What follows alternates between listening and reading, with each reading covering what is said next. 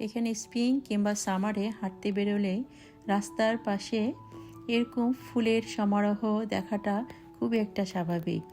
তারপরও যখনই হাঁটতে বের হই ওয়াকওয়ের পাশে যখন এই কম থোকায় থোকায় ফুল দেখতে পাই তখন কিন্তু মনটা প্রসন্নতায় ভরে ওঠে। হাঁটতে বেরিয়েছিলাম আর এখানে সাদা গোলাপের শাড়ির পাশে এসে দাঁড়িয়ে ভিডিও না করে পারলাম না। ভাবলাম এত সুন্দর লাগছে এই দৃশ্য, আপনাদের সাথে শেয়ার করি।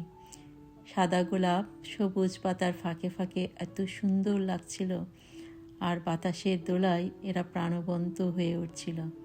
এত সুন্দর, হাঁটতে হাঁটতে যে ক্লান্তি ছিল সে ক্লান্তিটুকু কিন্তু এখানে এসে দূর হয়ে গেল।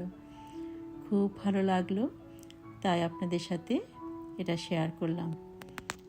আপনারাও চেষ্টা করবেন অন্তত সকালে কিংবা বিকালে একবার হাঁটার।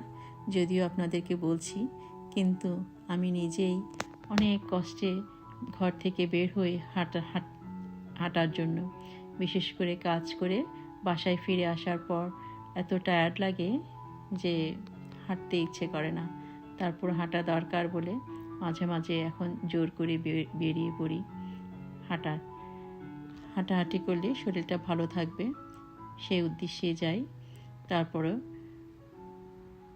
আপনাদের সাথে এই ভিডিওটা শেয়ার করলাম। যদি ভালো লাগে লাইক শেয়ার কমেন্টস করে আমার পাশে থাকবেন। সবাই ভালো থাকবেন, সুস্থ থাকবেন।